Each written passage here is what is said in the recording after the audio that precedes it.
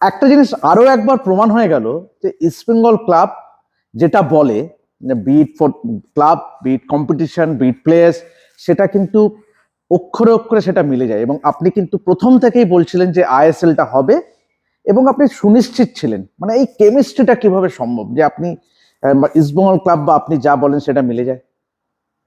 না, এটা না একটা ভাবনা, এটা একটা চর্চা, এটা ডেপথে যেতে হয়। যে আমরা সবসময় ভাবার চেষ্টা করি পজিটিভটা কি হতে পারে। আমরা কখনো নেগেটিভ ভাবি না। আমরা আমরা ভাবি আজ যেটা হয়নি কালকে সেটা করা যায় কিনা। এই যে আমাদের ভিতরে একটা বিশ্বাস ছিল যে 140-50 কোটি মানুষ, তার ভিতরে 80% মানুষ কিন্তু ফুটবল অনুরাগী, ফুটবল প্রেমী মানুষ।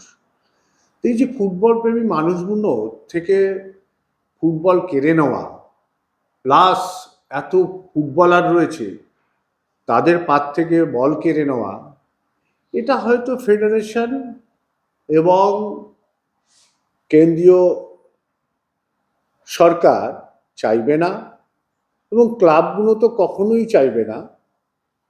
এই যে ভাবনাটা আমরা এইভাবেই ভেবেছি তারা কি পজিটিভ যেতে পারে, যা যেটাকে বেস করে আমরা প্রাইম মিনিস্টারের কাছে দরবারে গেছি, চিঠি দিয়েছি, বিভিন্ন জায়গায় আমরা ঘুরেছি যাতে লিগটা হয়।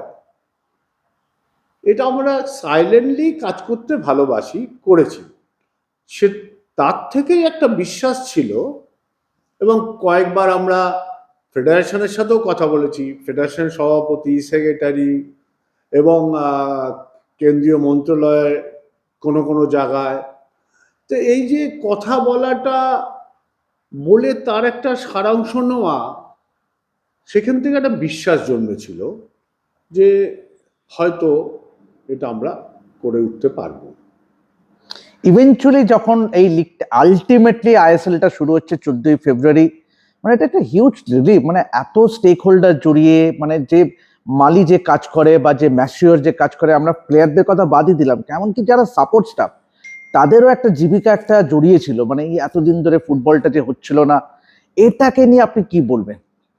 না, এই জন্যই তো ফুটবল সবাইকে প্রেরণা দেয়, এবং ফুটবল একটা ইন্ডাস্ট্রির কাজ করে। তো এই ইন্ডাস্ট্রিতে যারা ইনভলভ থাকে তারাই সাফার করে কিংবা করবে। এই ভাবনা আমাদের ভিতরে ছিল যে যাতে এত মানুষ সাফার না করে। আর শুধু আমরা চেয়েছি, আমাদের বিশ্বাস ছিল, আমরা বরাবর বলে গেছি যে হবে, আমি বিশ্বাস করি যে ভারতীয় ফুটবল বন্ধ হবে না। এটা আমার মনে হয় আমাদের দেশের মানুষের আশীর্বাদও আছে, যে সবাই হয়তো মনে প্রাণে ঘরে বসে সর্বদাই চেষ্টা ভেবেছে না ফুটবলটা হোক, এত মানুষ নালে কষ্ট পাবে।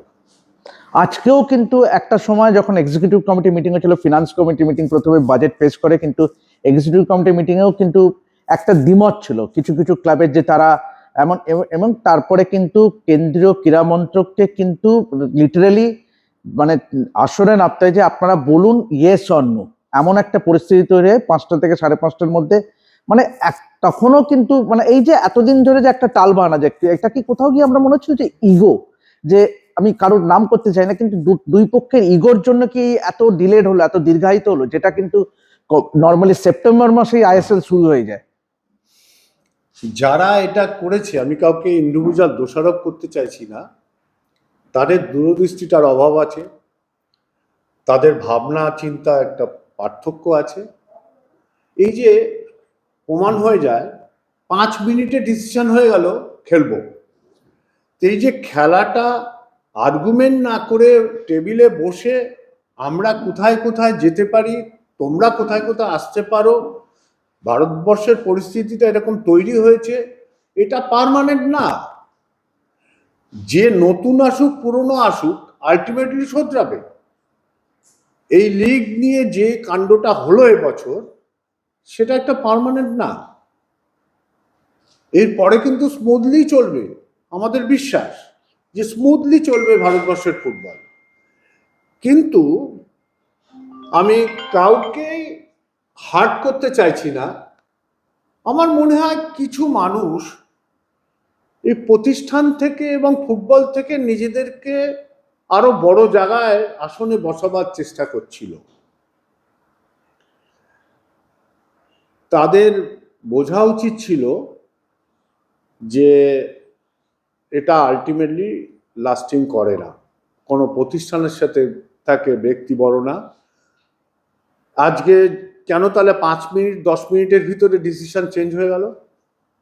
কোনো আর্গুমেন্ট হলো না, বিকজ তারা কোনো জায়গার থেকে নিজের আসনটা বড় ভাবার চেষ্টা করছিল।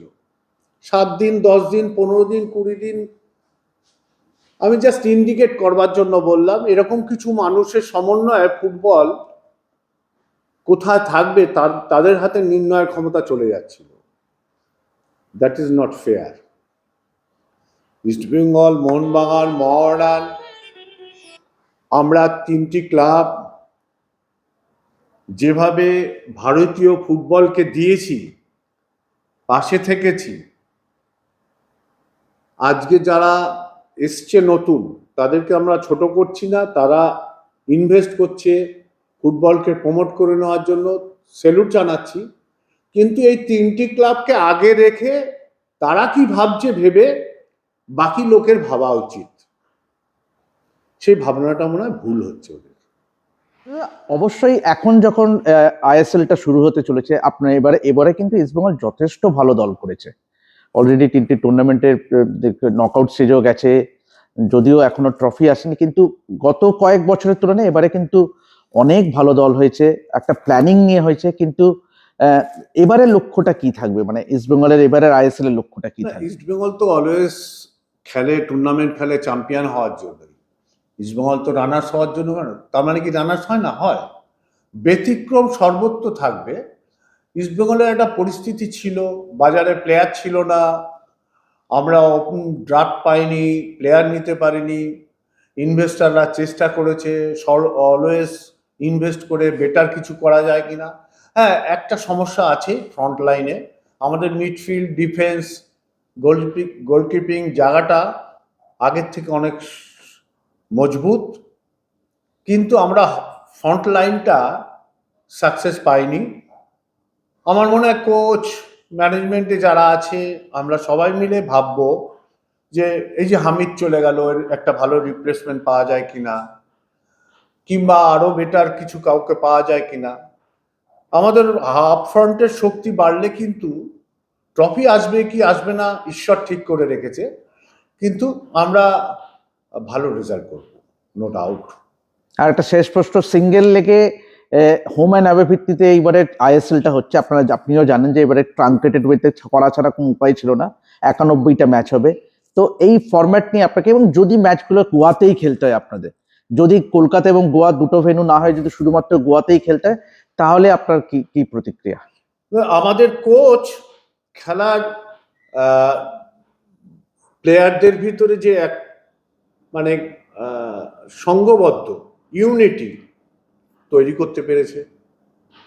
ইস্টবেঙ্গল ক্লাবটা কি খানিকটা বোঝাতে পেরেছে। ইস্টবেঙ্গল ক্লাব জেতা ছাড়া খেলে না সেটা বোঝাতে পেরেছে, খেলার সৌন্দর্য এনেছে।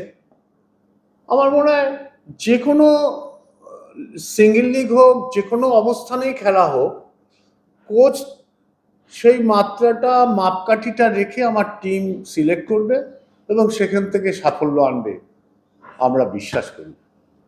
অসংখ্য ধন্যবাদ মিতুদা।